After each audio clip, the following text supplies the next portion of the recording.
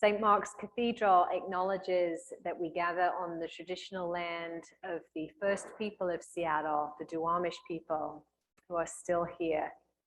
And we honor with gratitude the land itself and the life of all the Coast Salish tribes. God be with you.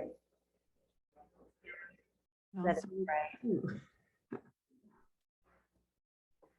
God of love and connection, God of relationship and community, bless this time of sharing, we pray, and draw us ever closer to one another and to you in both love and solidarity.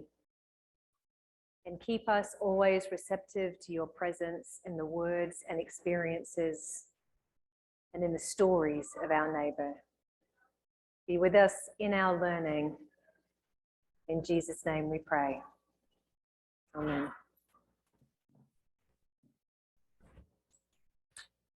Well, welcome back, friends, to our time about listening as an act of solidarity.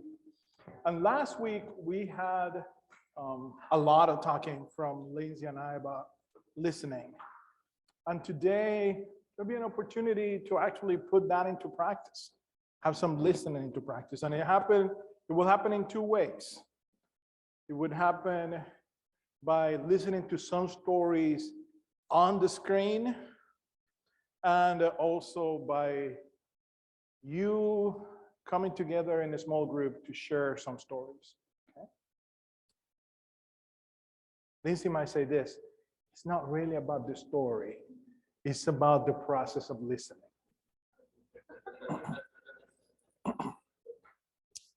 And I want to kind of remind us of why we're doing this. Greg, would you go to the statement of lament, please? Or that portion from the statement of lament. Because I want to ground us that the reason we're doing this is because we are committing ourselves to become learners, listeners, and activists in God's name, joining others who similarly pledge to look beyond our own blinders and pursue justice.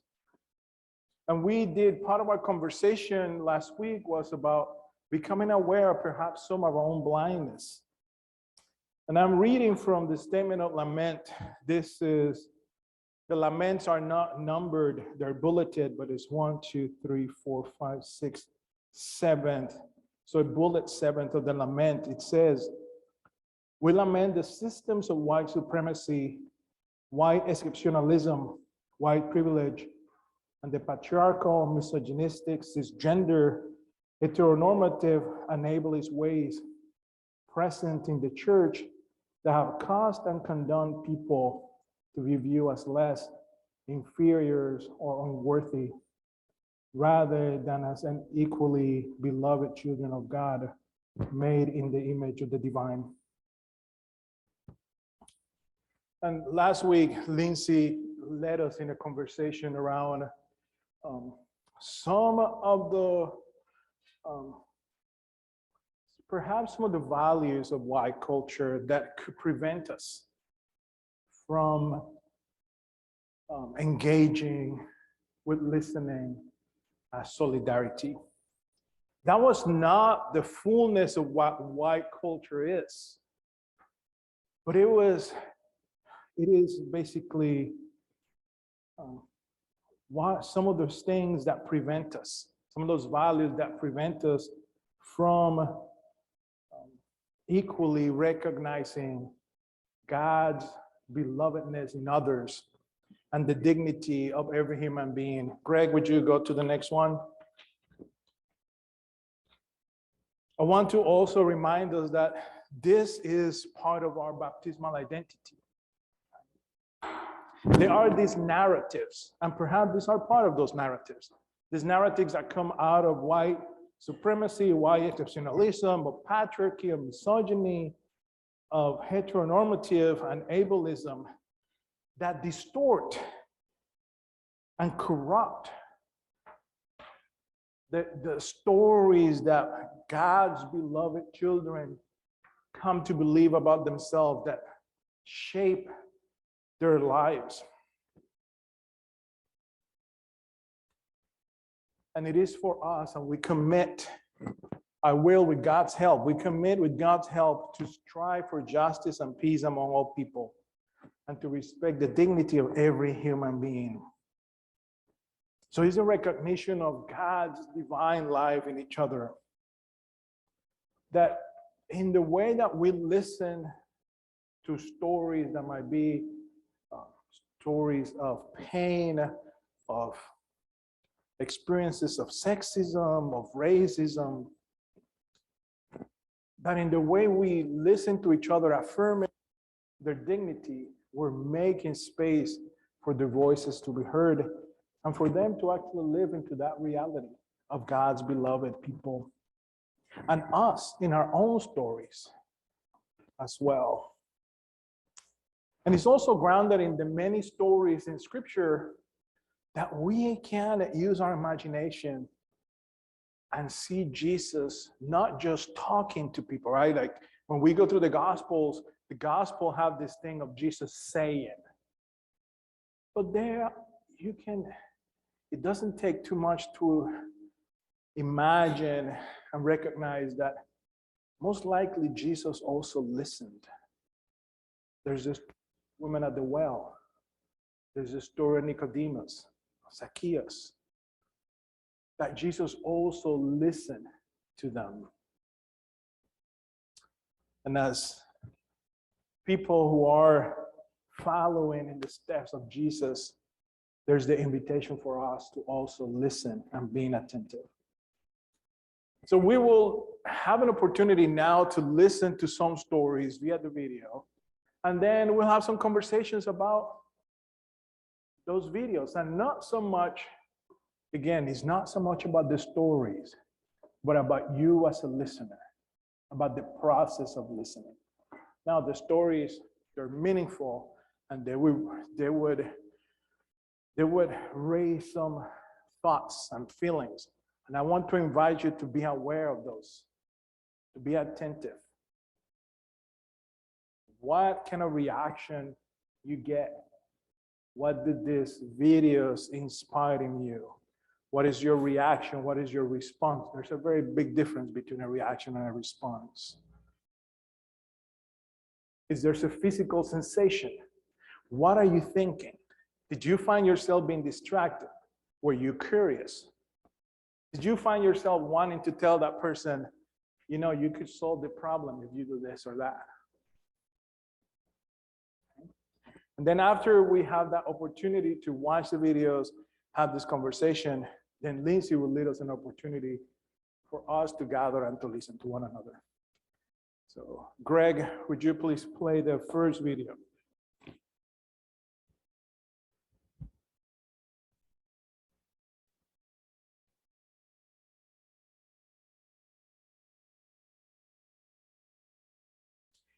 I didn't think much of the letter when it arrived. I looked at the plain white envelope from the blood bank and I figured it was probably just a thank you for donating cord blood from the birth of my first child a few weeks earlier. I figured it would probably say something like, thank you for your life-saving donation, or maybe even Ijoma Oluo, local hero. But I opened the letter and the first line jumped out at me in bold print. It said, this is not about AIDS or HIV. Now, it was 2001, so we were still really in the AIDS crisis, but I really hadn't thought it would be about AIDS or HIV. But now I was like, are you sure? Are you sure? Are you sure? But, you know, I kept reading and it wasn't about AIDS or HIV. In simple text, the letter informed me that the blood I had donated had tested positive for hepatitis C, and I should contact my doctor for more information. That was about it. I held the letter and I was like, what the hell is hepatitis C? But I figured it probably wasn't that big of a deal. I mean, if it was, someone would call, right? I did make an appointment with my doctor, like the letter had said, And by the time my appointment came around, my doctor was able to confirm what my own internet research had shown. Hepatitis C is a blood-borne infection affecting millions of Americans. Vietnam veterans, IV drug users, people co-infected with AIDS and HIV, people who had received blood transfusions before testing became available in the mid-90s, healthcare workers. It attacks your liver. It causes cirrhosis, liver cancer, and often death. So, I mean, I guess it was a big deal. I was sent to a specialist for a barrage of tests. I waited 2 agonizing days to find out if my newborn baby had been infected with this disease that I had just discovered I had. I held my mom's hand as I sat through a liver biopsy so painful that I went into shock. I was 20 years old. I was still a baby myself, and I had this brand new baby, and I was trying to figure out why my world had just turned completely upside down. After all of the tests, I sat alone with the specialist, and she reconfirmed my diagnosis. Yes, I had this disease. I had probably had it my entire life. She said it was most likely I had gotten it from a blood transfusion shortly after my premature birth. But there was nothing to be done. Treatment at the time was really expensive, often more deadly than the disease itself, and only had about a 20% chance of working. I wanted to argue with her. You know, I had gone through all this pain, all these tests, and I wanted to be cured, but she cut me off and she said, "Do you have anyone to take care of you? Anyone to take care of your child? Do you have anyone who can support you financially if you can't work?" And I had to shake my head no. I had a new baby and I was getting ready to leave a bad marriage. I had never felt as alone as I did at that moment. "Well, then I recommend waiting," she said.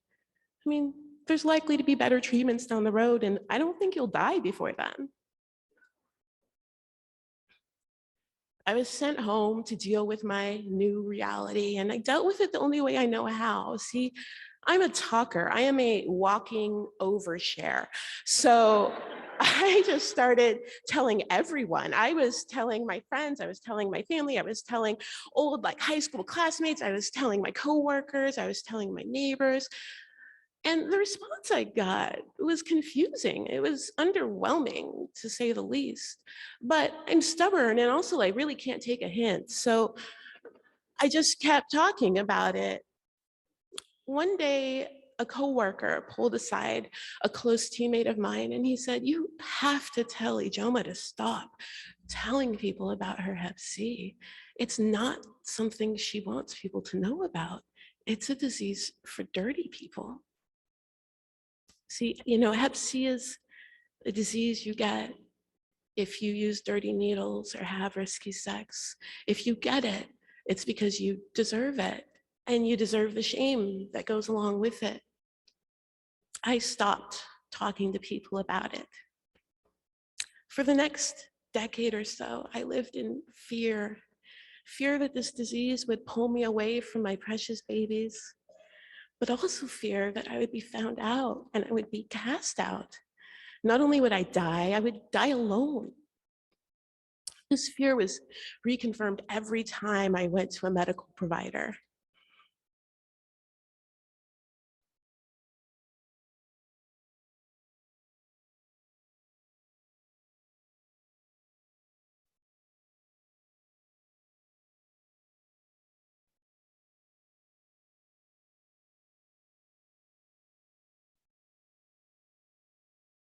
From Los Angeles, California, and I am a 4th-generation Japanese American. Regarding my own interactions with racist comments and discrimination, I remember going over to a friend's house with some friends, and his mother kind of just like looked at me and she was like, "Why is there a monkey in this room?" Whew.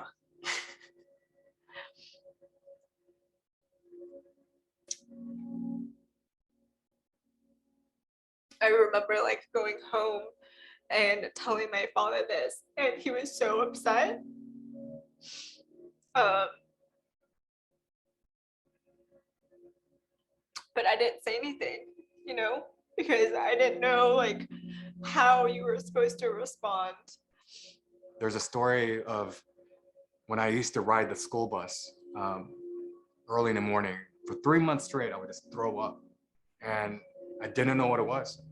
And so they sent me to the nurse's office. And they said, you're gonna have to miss first period. You're gonna have to wash your jeans here. First period is when all these racial taunts would happen. I got smart.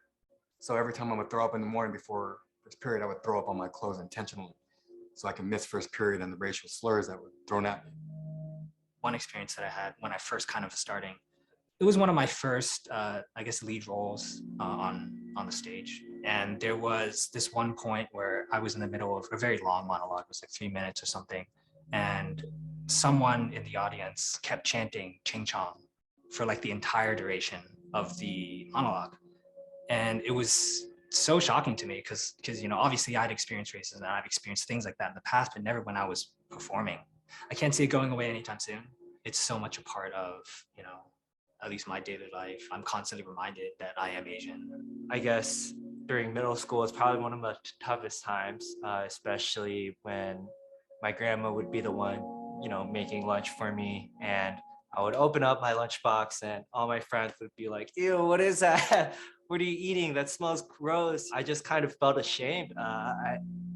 I remembered that I would just throw away my lunch every single day. I would just come back home and kind of tell my grandma, like, I don't want, you know, rice and all this Asian, Korean food, Japanese food. I want to be like normal like others. It kind of makes me feel a little bit angry. I wish I could have just kind of stood up for myself and kind of introduced them to the culture. Like, but at the same time, I didn't know. So obviously, you know, I just thought I was white.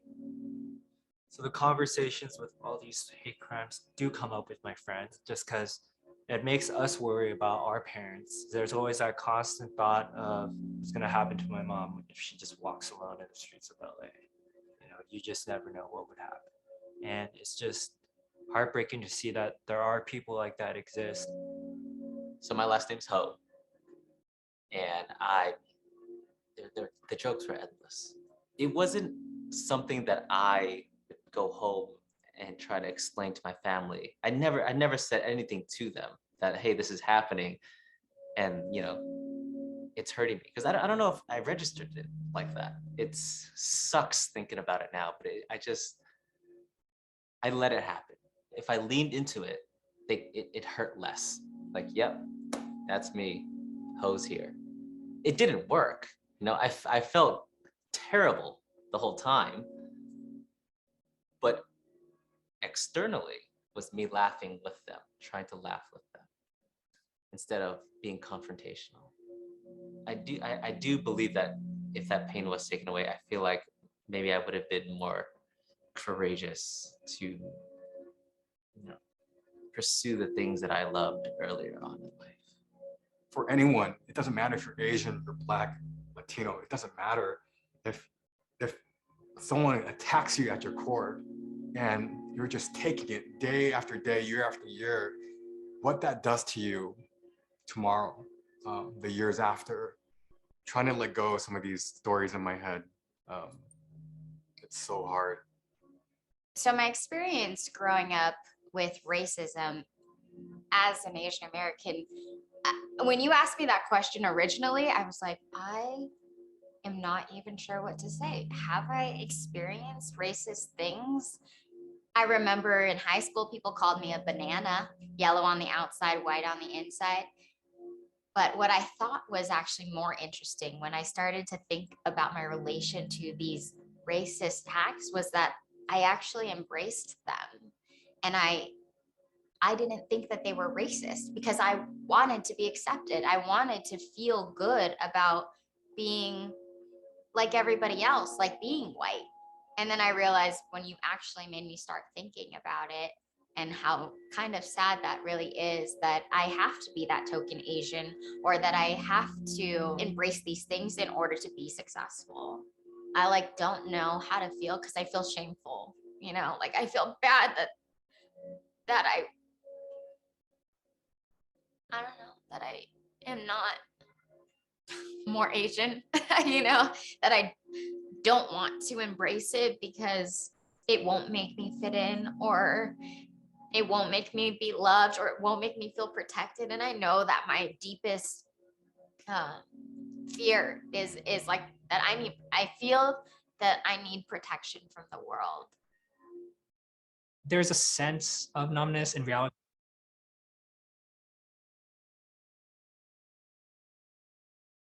Greg, if we can put these links to these videos in the website, then people can have access to it, because the great Joma have a great story, and then this continue for a little bit. So you heard some heartfelt, perhaps some hard stories briefly. But now is a conversation about you as a listener. So we're gonna have our first breakout session now. We can here in Bloedel, we can have 2 groups. So if you can figure it out, sort yourself into 2 groups. Jennifer, you work your magic there in Zoom. The next slide, Greg, after the videos.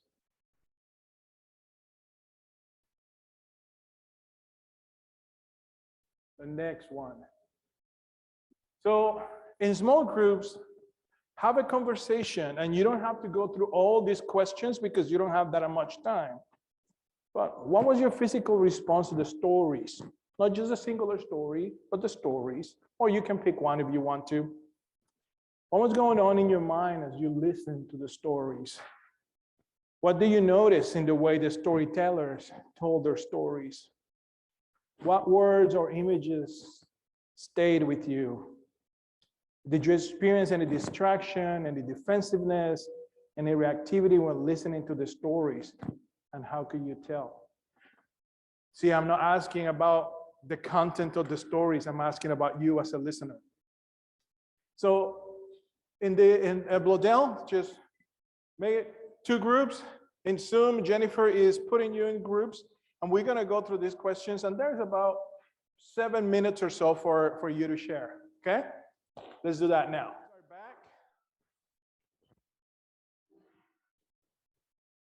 So briefly, what did you hear in your group? What did you hear in your group? And because it's about listening, it's not so much what you said, but what did you hear others in your group say? And I'm gonna begin with Zoom.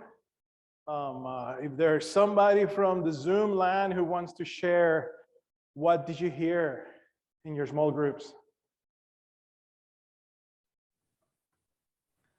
Not all at once. Well, I think we all responded how we felt in our bodies. A tightness of either in the throat or in the body. There was how hard it was, how sad it was, how shocking some of it was. And our bodies we were aware, all of us, of taking that in, and the impact that had. Thank you. Anybody else there in Zoom who would like to share? Go, Mandy. No. I did a lot of talking, so I can't give the what I heard, because I heard myself.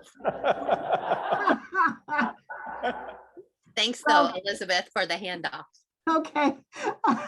Well, I'll paraphrase because I think there was as we talked about the difficulty of listening to this, there was the perception of how much do we have to hear this before we finally get it, and the sharing that it's so deeply ingrained in us to either slip out with the wrong kind of perception that comes from our white privilege, that, yeah, we have to keep listening deeply because there can be a numbing effect. after a while. It's like it comes at you here, it comes at you there. And I hear it from my relatives, all this cynicism about, oh, one more time, you know, all this is being given to those folks who are so, quote, privileged now. I mean, it's like there's a privileged tug of war going on, but it seems that our calling is to just listen deeply to whatever is in front of us from whomever. So Elizabeth, I love you and you know this. I do want to say though that that was not a paraphrase of what I said, right? So I threw in a lot, right? yeah, okay, all right. Thank you. And Wendy's gonna read some of the comments from the chat. Brooke Brayman has a comment. Some of us are compassion fatigued. Some of us have fresh legs to run against white supremacy. Ooh. Thank you. How about here? There's two groups here, and you will need to pass the mic so the Zoom friends can hear you.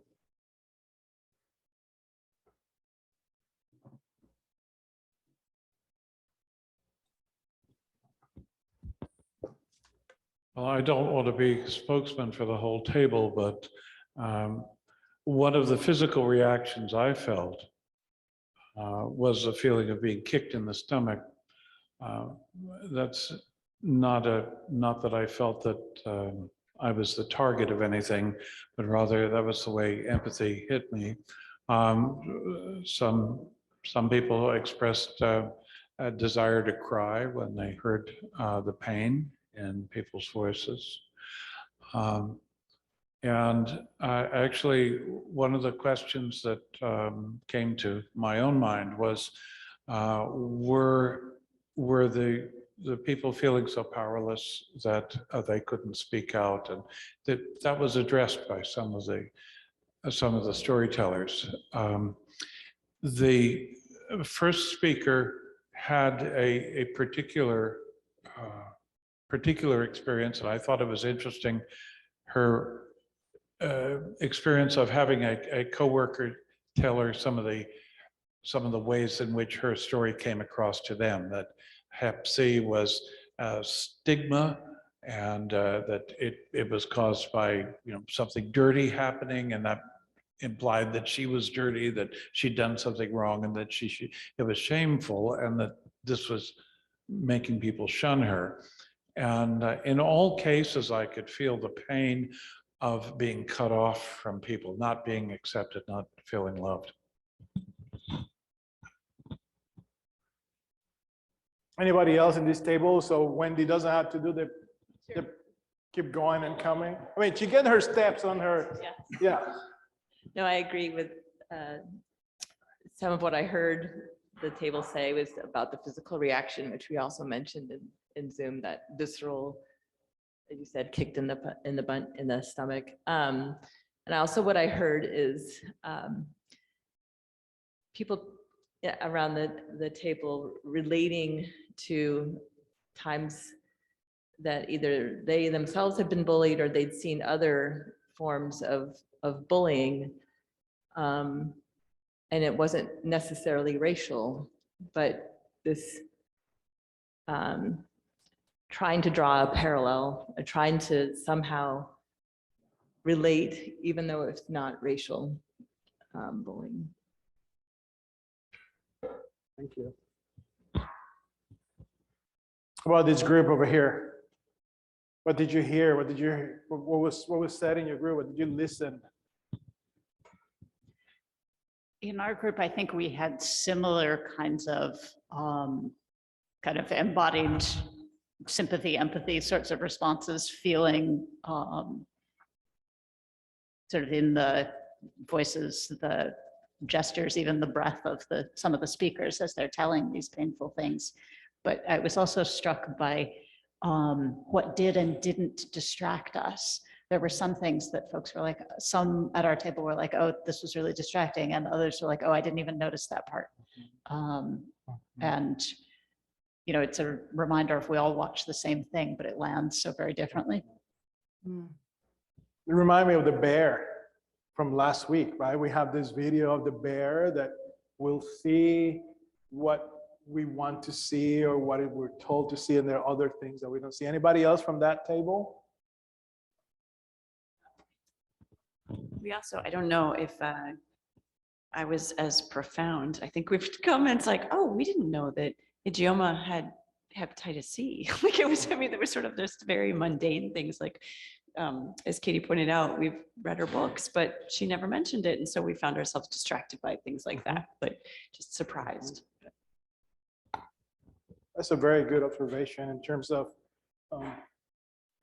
listening to a story of a person from a person that we think we know, and yet they're surprised us with this thing and where that goes. Because now it's about what I knew about that person and how can we continue to be present.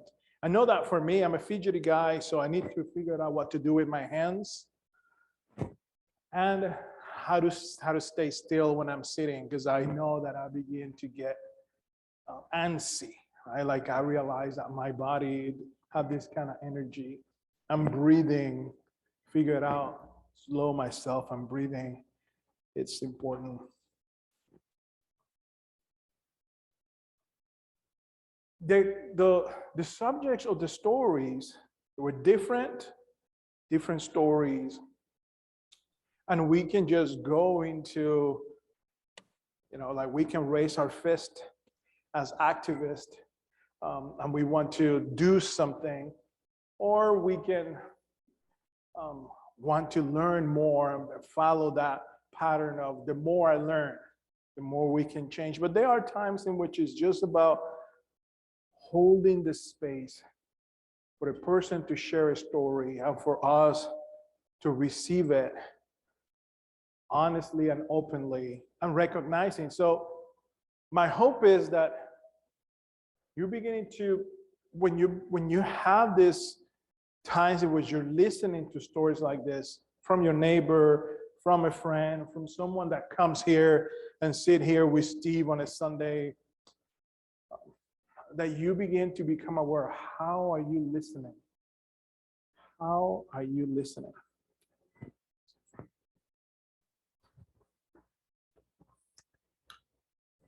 Okay.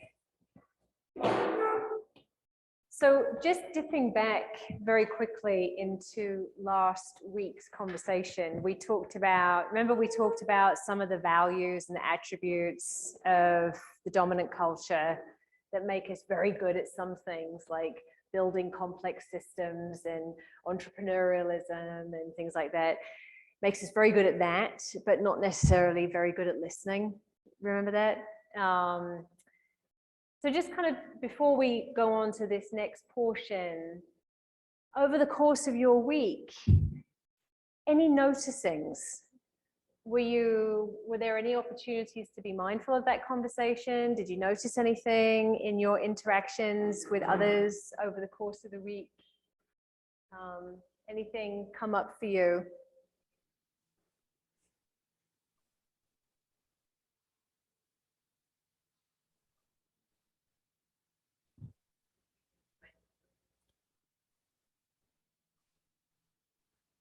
This weekend, we went to our son's family weekend at college.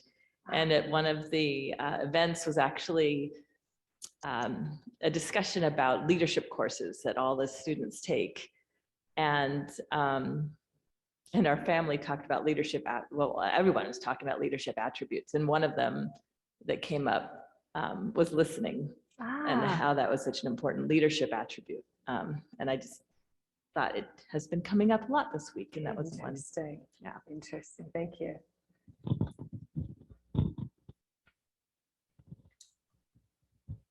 After Wednesday's class, I had several moments with my husband Stuart where I really observed just how much he listens and how deep of a listener he is.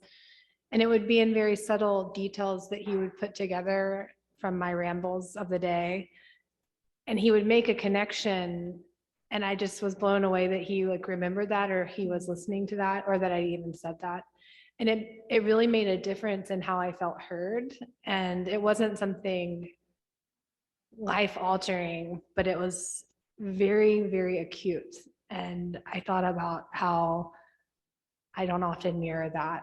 And it made me really want to be able to think about that by the way I listen. I love that because that reminds us how critical listening is for the development of true relationship. Yeah. Anybody else? Anyone on Zoom? Oh, there is a comment on Zoom. Sarah. Pretty often at work, I am in situations where I have to listen to folks who are having big emotions, oftentimes around many of the things that we've seen in the videos. And this week I was so aware that I want to jump into action. What is to be done? What are we going to do? What am I going to do? What are we going to do? And that stillness that you mentioned, Eliasine, about seeking the unfidgety body as a starting place. It's hard to do, but I was really acutely aware of the need to do it.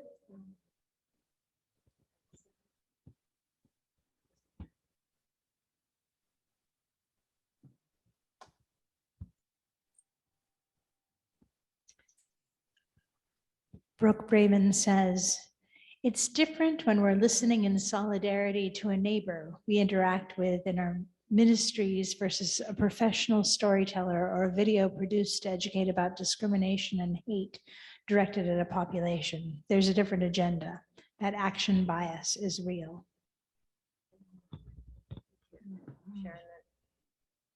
Elizabeth.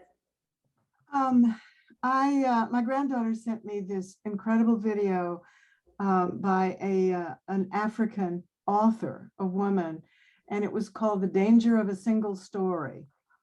And it was so terribly powerful because she had, of course, experienced a lot of discrimination coming to this country. People thought she was, somebody from the bush, and she was in fact very well educated and very cosmopolitan. And she talked about it in frames of literature, that if you have characters who are from a single story or a stereotype, they aren't three-dimensional or interesting characters. And I thought this applies so much to listening and to the way that we instantly, all of us do it, we instantly, and I caught myself doing it several times this week, just looking at somebody on the street, and I have some stereotypical response. Oh, that's a poor person. Oh, that's a lazy person. Oh, whatever the story is. Oh, that boy is jumping around. He's too loud. He's hurting my ears. These are all single stories that just come at us, and they all belie the deep complexity that we all have. Right. Thanks, Elizabeth. And I think that absolutely plays into one of our cultural attributes, well, a few, but one of which is efficiency, right? And so we categorize people to a certain extent for efficiency because we don't have to think too hard. So if we can put everybody, if we can group people in nice big categories, we don't have to engage with the humanity of every single person. We can just create a simple representation of the world. So it's really important that we're aware of the tendencies that we have as a culture, and efficiency is a big one. We had talked last week about 3 key things: our relationship with time, our relationship with our own selves, and our relationship to our neighbor, right? And so as we move into this kind of practice session, some things to be thinking about, be aware of is, given our relationships time, remember I used the slogan "time is money" as a prompt for that. How much time are we willing to give somebody in a listening encounter? So to Elizabeth's point, how much is our brain turning over thinking about how long is this going to take? How long am I expected to listen for? Is this a good use of my time? Am I being productive standing here listening? So the act of listening is something which is being judged as being either efficient or productive, is something to be super aware of for those of us who are products of this cultural space. The other thing to be very aware of is where am I in this listening experience? So as people formed by this culture, we tend to put ourselves at the center of everything. The person I'm listening to is the other. So as I'm thinking about or listening to their story, a little bit like what you were saying was happening at your table, the tendency is to think, what have I done that's kind of like this, right? So as that person's talking, you're thinking about your own experience and comparing it sometimes, thinking about things that sound familiar from your own life story.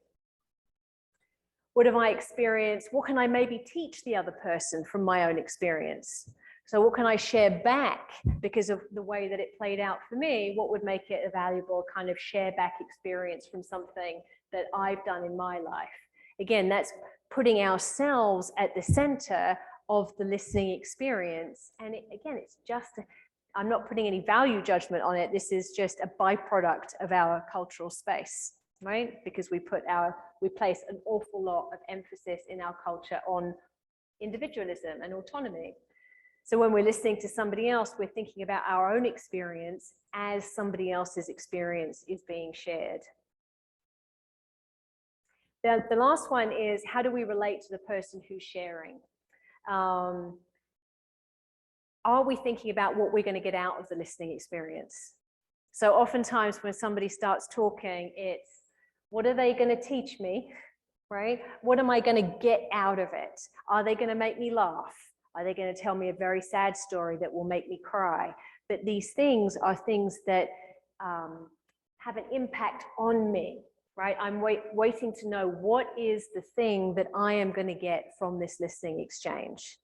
Are we prepared to let go of that and get nothing for ourselves out of the listening experience? So those are some things to maybe think about as we try this practice. And the last thing that I want to talk about is the presence of God in the listening situation. What would it be to introduce an additional dimension to our listening that is an awareness of the ever-presence of God?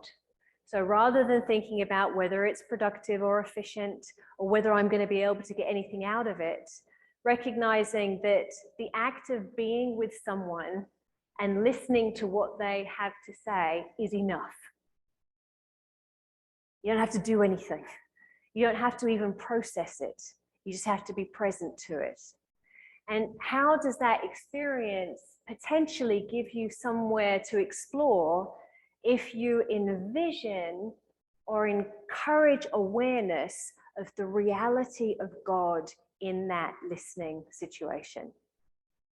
Able to rest in God while you're in that listening situation. So the solidarity of kind of listening really is about the belief that you being there and you listening with your full awareness is enough. Nothing else is being asked of you. So that's what we're going to experiment with a little bit now. So let's have a look at the last slide. How would you like to divvy up the groups? I'll let Eliasine have a think about that while we have a look at the last slide here. So we're going to have a practice. So while Eliasine's thinking about how we're going to choreograph it, I'd like you to think of a short story that you could share, maybe about 3 minutes long. And the idea for this exercise is that we practice sharing and listening. So for the sake of this session, don't go somewhere super vulnerable. I think meaningful is always good, but vulnerable is probably not right for this moment.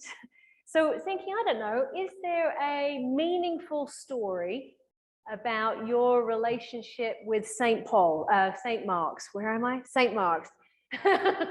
Not at St. Paul, with St. Mark's that you'd be interested in sharing, or another faith community that you have been part of. So be thinking about that in the background of your mind. This particular method, and we'll post it to the website, is a super practice for for spiritual discernment as well, but it's really great to use just for listening. So we're going to put you in pairs maybe or threes, and we're going to work our way through this kind of process, allowing in the silences for God to be present and just for us to be aware of what's happening within us while we're sitting together. So lots of distractions. My attention is very split. I apologize. All right. So as we follow through on the slide here, we're going to have one person share their meaningful story about something to do with St. Mark's or another faith community, and everybody else or the other people in the group are just going to listen. No interruptions. Then we're going to have a 2-minute silence.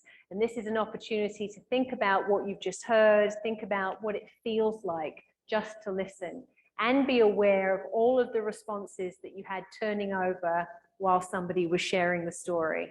Then we're going to take about 5 minutes, maybe a little bit less, depending on how everyone's feeling, to share with one another.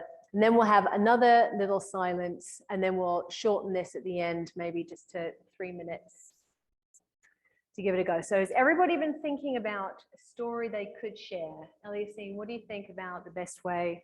2 groups of 3 or pairs? How many people are online? Online, we have 1, 2, 3, 4, 5. My question is around whether each person will go through this process. No. So we're going to do the process twice. So it may be if you don't fancy sharing, you're in luck. But if you do fancy sharing, we can split into 2s. What would you like to do? I think we'll do 2. We'll go into pairs. We're going to, well, no. 3. 2 people sharing. Okay. 2 people sharing. Yeah. How many people are in Zoom again? 5. 5? We have 5, so I would divide you all into 2 groups, one with 3 and one with 2. If Right. you are willing to share, would you just raise your hand so I know to, We'll do 2 And groups. then I think I want to invite one person from you to go over here. yeah. Mandy and Elizabeth and Suna and Ruth and Brooke. Do any of you, okay. I'm gonna put Brooke in the group of 3, and I'm gonna then put a 2. Does that sound okay to you all? So, Okay. and we're gonna do this twice. So share for 3 minutes. We go through this process twice before you go to the reflection at the end together. So. And are we gonna go through both of them at the same time, Eliasine, or are they gonna come back to this group? No, we all gonna do it at the same time. Okay, So you're gonna be gone for a good chunk of time, okay, small groups, okay? okay. Yeah, we're not gonna do one and then come back and then go. No, you're gonna stay in that group and then share together, and then we'll come back. Okay. Bear with me. We're going to put the, we'll start the timer for the first 2 minutes, and then we'll put the timing in the chat. If that works. So for the first 2 minutes, we're going to have the first person who's sharing share their story. 3 minutes, sorry. 3 minutes. Can I use this? You may want to have a timer. All right? You may want to have a timer. Just keep the time. It helps to make sure that then the 2 people get an opportunity to share and that we don't shortchange on the silence. All right, friends in the room, I'm sorry, I'm going to cut you a little bit short. Just want to make sure that we have enough time just to circle back up. Have I cut you mid-story? Or are you sharing? Good. I'm sorry. I'm sorry. It's the imperfect nature of Cathedral Commons. I thank you all for your patience with some very complicated instructions. People go on weekend retreats to do this. So the fact that we've done it in 25 minutes is astounding. So thank you very much for your humor, for giving it a pop in our very limited time frame. But as is our practice on Wednesday evening at Cathedral Commons, I'd like to hear from you all. So who would like to share a little bit about their experience with this framework for a form of spiritual listening or contemplative listening?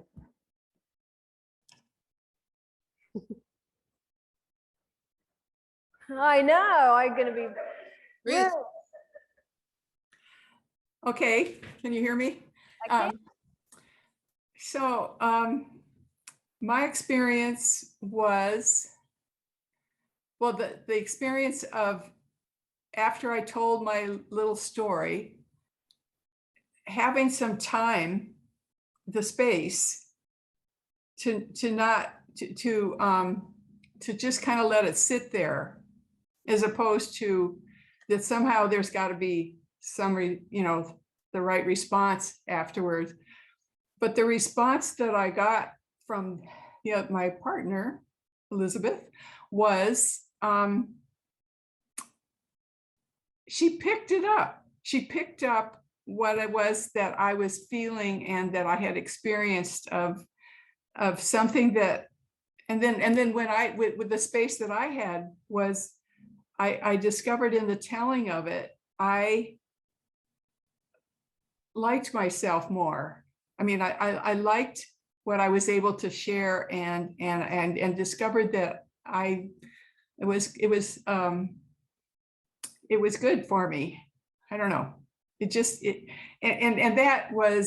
that just felt like the Spirit to me. That's God.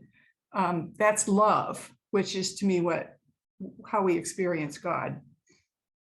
So would it be right to say that you felt a spaciousness because of the silence?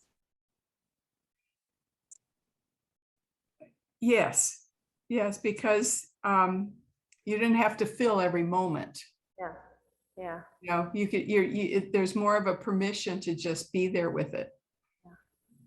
Thank you. Thanks, Ruth. Mandy, did you have your hand up? Previously, but that I can tell. I can say what I will say now.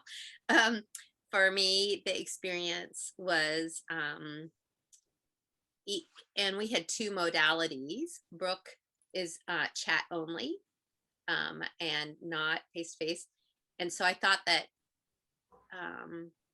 that even in the different modalities of being face-to-face and hearing and talking, but knowing that I had, while I was sharing, I had two people where I could again sense the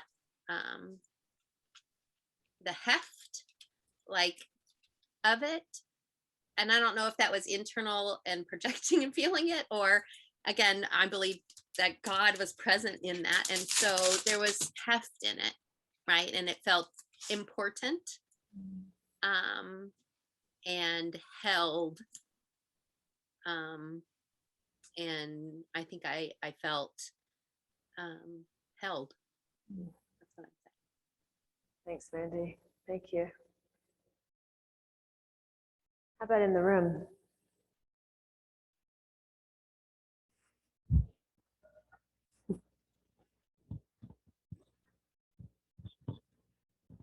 I also had a reflection on the 2 minutes of silence. And my epiphany was that 2 minutes of silence is much harder when you're letting your own story land.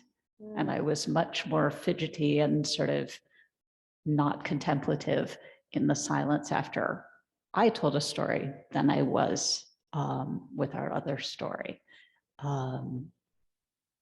So, just that practice of stillness and reflection was harder to do in one space than the other. Sarah, I would concur with that. Like, I wanted the 2 minutes to hurry up because I wanted people to respond to what I said.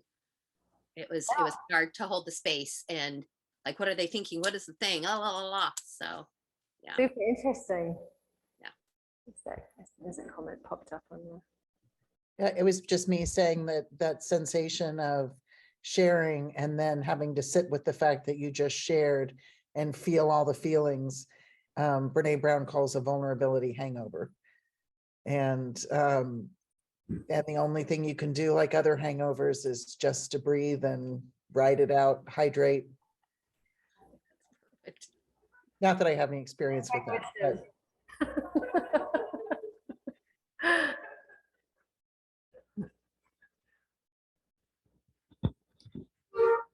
When I started to tell my story, a lot of emotion came up for me, and I didn't expect that to happen. And I think the reason it happened is because I felt so safe that I was able to share it. And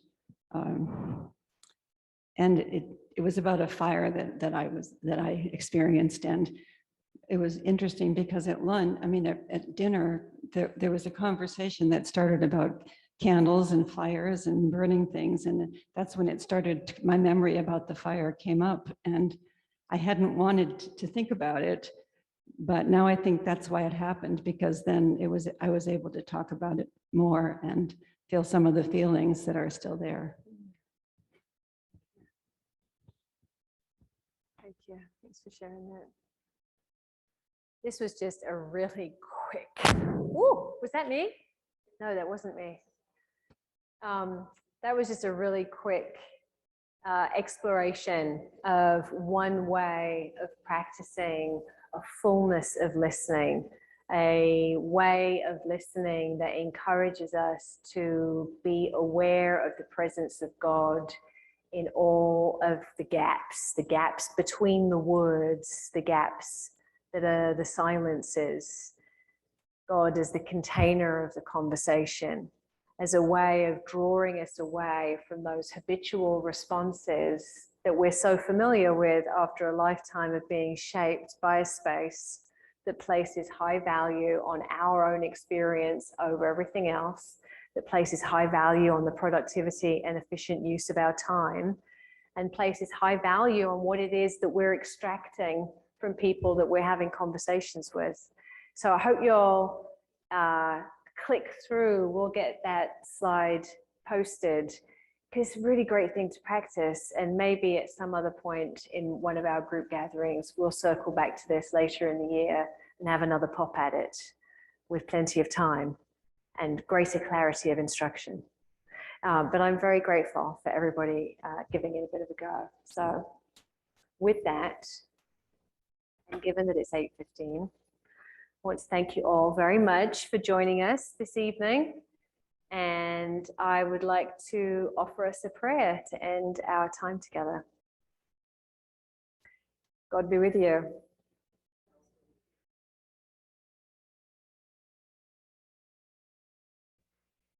Eternal and ever-present God, we thank you for all the ways you make yourself known to us, especially in the lived experience of those with whom we share this life. May we use the things we learn in this place, the things we readily embrace, and the things we struggle to practice and grasp. May we put it all to use as we transform our lives to better serve you, by ever drawing closer to you and to our neighbor in love and solidarity. In Jesus' name. Amen. Thank you. Oh, I love the zoom out. Good evening and good night.